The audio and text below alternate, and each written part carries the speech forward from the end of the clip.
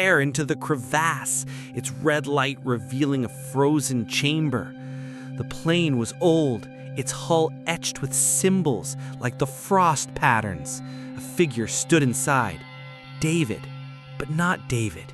His face hollow, eyes black. It spoke in a chorus, "We're still here." Shapes slithered from the ice, reaching for me. I screamed, scrambling back. What calls your name from the ice? I'm alone in the Arctic radio shack, my breath fogging in the dim glow of dials. It's 3 a.m., and a crackling signal pierces the static, whispering Thomas in a voice I haven't heard since childhood. My brother's, dead for 10 years. My hand freezes on the receiver, and the room goes dark. I scream, and everything falls silent. I'm Thomas, a 35-year-old radio operator sent to Outpost Zeta, a research station buried in the Arctic ice. It was a 6-month gig, monitoring weather and relaying signals for scientists studying the permafrost.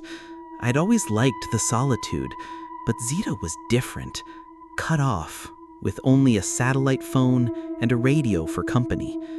I arrived a month ago, settling into the routine, unaware of what was coming. My first night at Zeta, the wind screamed outside, shaking the station. I sat at the radio, scanning frequencies, logging faint signals from distant ships. The equipment was old, dials glowing faintly.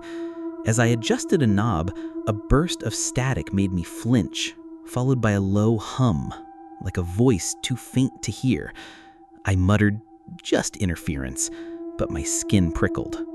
By week 2, the hum returned, nightly, always at 3 a.m. I recorded it, trying to decode it, but it wasn't Morse or any known code. My flashlight caught frost patterns on the walls, almost like symbols. I whispered to my log, "This place is messing with me." Then the hum formed a word, "help." Faint, but clear. My coffee mug fell, shattering. I tried the satellite phone to report the signal, but it only gave static. The station's generator groaned, lights dimming briefly.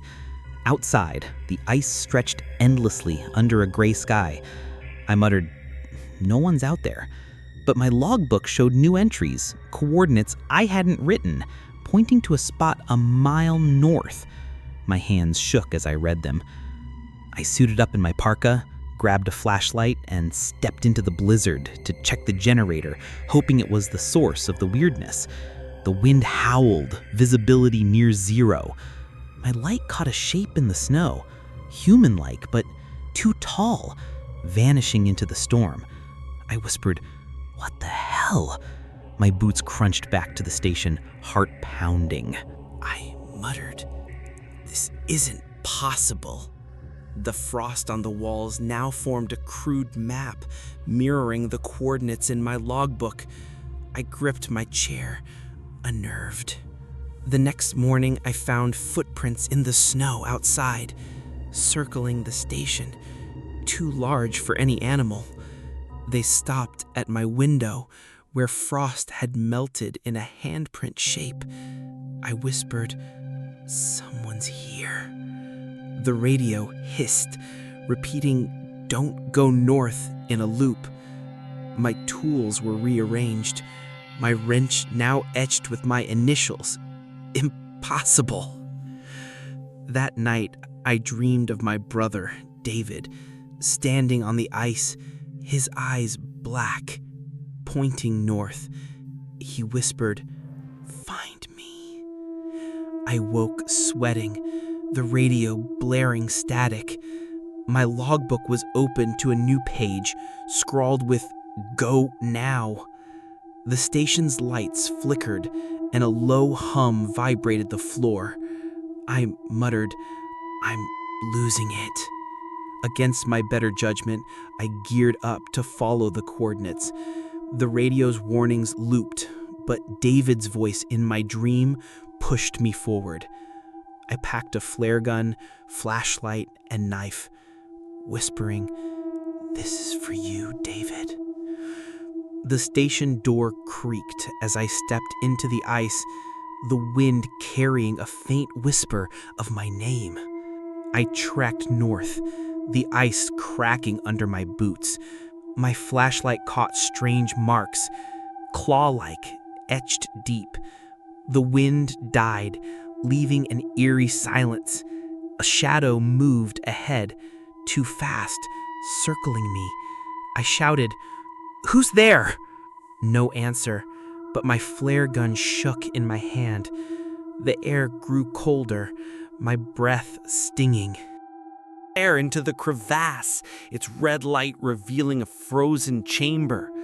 The plane was old, its hull etched with symbols like the frost patterns.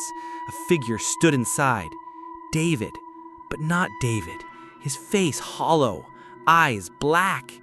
It spoke in a chorus, "We're still here." Shapes slithered from the ice, reaching for me. I screamed, scrambling back.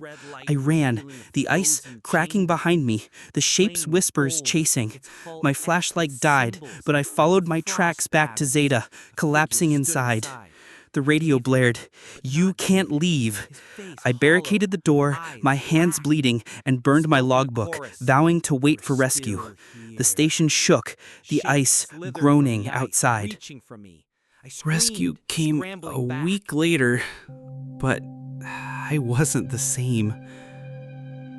Back home, I thought I'd escaped, until my radio, a cheap one I bought, crackled at 3 a.m. Air into the crevasse, whispering, its red light Thomas, revealing a frozen chamber. My walls frost over nightly, its hull etched with those like symbols. The frost patterns.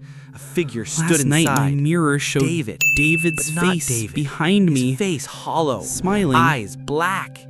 It spoke in a chorus. Hasn't let me go. Here. Unnerved. Shapes slithered from the ice, calling reaching you from the places no one returns scrambling back. And have you ever heard something impossible on a radio or device? What was it?